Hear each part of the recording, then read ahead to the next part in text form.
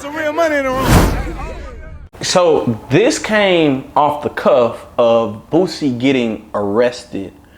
Now he was arrested and then posted bond, and he gets rearrested because he was seen with a gun on live and the feds picked up the case. He was in California at the time with the gun on live. I believe an informant had actually gathered the footage and sent it in on Boosie.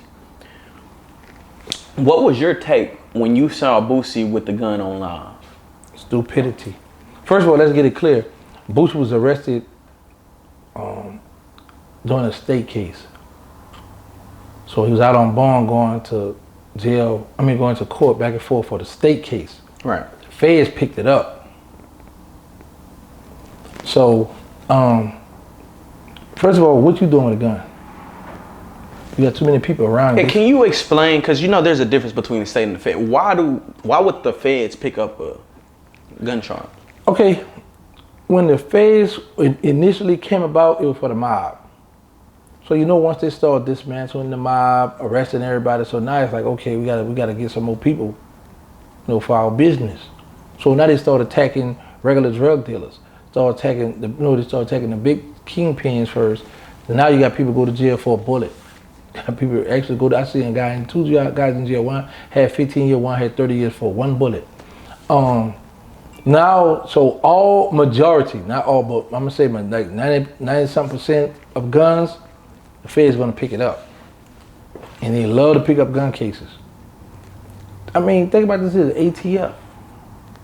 That's federal. You know what I'm saying? So, I already had a feeling that they was gonna pick up his case because the Fed's been, when you a person that's a target, you got a lot going on, you done beat the state already, and then you always in the media, so they feel like, oh, he think he above law enforcement. Right. We after him.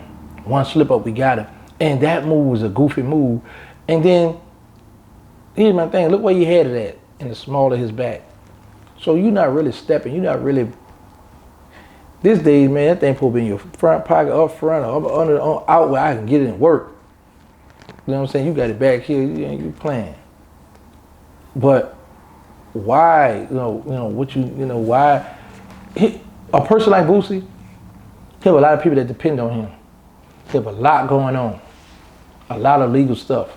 So now when you make dumb moves like that, you hurting the people around you, and you messing up your career. This is a guy that was in jail, God bless him, come on, got a second chance, got the big house in Atlanta, building all kind of other stuff, making all kind of moves, and you go do that dumb stuff. Now you gotta look at who he got around him. Because you gotta keep in mind, it's like the blind lead the blind. Sometimes you have people around you that be yes man. Sometimes you need somebody around you gonna say, look bro, come here. Now you gotta think about the children. We know you love your children because you keep them in the media, out in the spotlight. So here's the thing. Why would you go and jeopardize your freedom, jeopardize everybody else's livelihood as far as living good? Because you doing this, you got them living good, just because you want to show people that, yeah, I'm about this. Why you going out there, first of all? Now, when you're out there, my thing is pay security. You got money. Stop being tight. Stop being tight. Pay that money. Have them people come out there, make sure you good, do your set, whatever you got to do, and get on out of there. But a lot of these dudes don't think. And then here's another thing.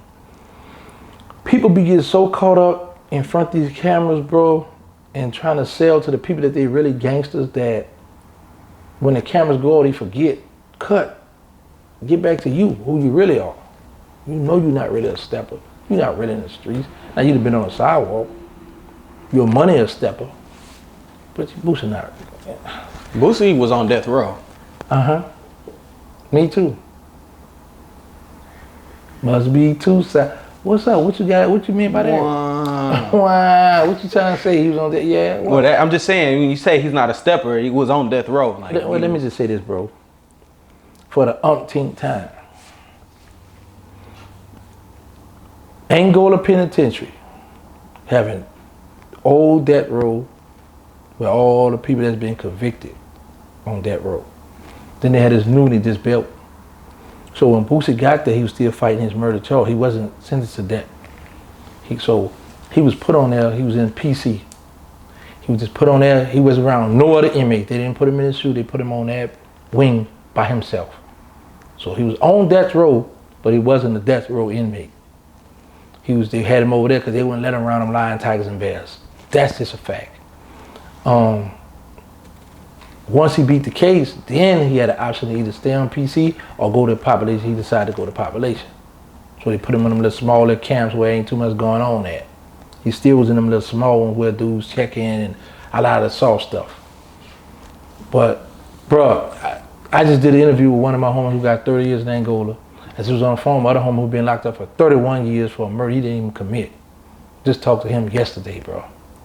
So, I know, like he says, a lot of dudes in Angola that love me. There's a lot of dudes in Angola that still rock with me. But he be capping when he tell me out they don't mess with it. Them dudes still call me. One might be trying to call me now. But he wasn't on death row where he was sentenced to death row. See, he had people thinking that from Vlad. Yeah, I was on death row. So first thing in people's mind, because people don't do research these days. Once they hear one thing, they take it and run with it. Oh, he was on death row? All right, cool. He was on death row. Bush was on death row.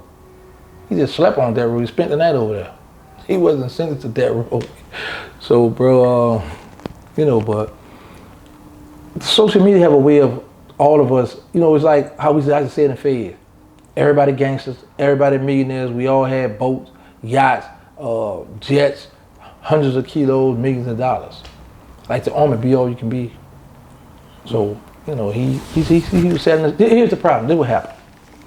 When Boosie opened his fat mouth and talked about me, that when I just mashed the gas, all gas, no brakes, and I exposed him. So a lot of steppers and people now starting to see that Boosie is really fake. He really not what he claimed to be. But he from the hood, he from the streets, but he been around the gangsters, around the killers. But his whole life been getting beat up, knocked out, jacked. Listen, I literally know somebody I could call right now. I could call right now on the phone for you, bro, that ran down on Boosie in New Orleans at the gas station, took his cell phone from him. It was three of my little homies took his cell phone from him. Moms didn't know that they took the phone. They had moms thinking they had snatched him up. They met moms in Baton Rouge and got some cash from her. This all facts, bro. So Boosie got robbed in Louisiana. I mean, in New Orleans. Got jacked, yeah. And his mom had to pay a ransom. Because she thought they had kidnapped him. But they hadn't let him go already, but they had his phone. Oh, when they had his phone, so they made a call. No, when she called. Oh, she called, they answered. And they ran a play on her. Right. And they met her at, I think it was Apple, what's it called that thing? Apple Jack in the Box.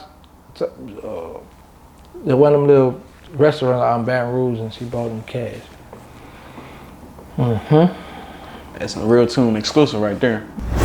Hey, Real Tune, it's some real money in the room.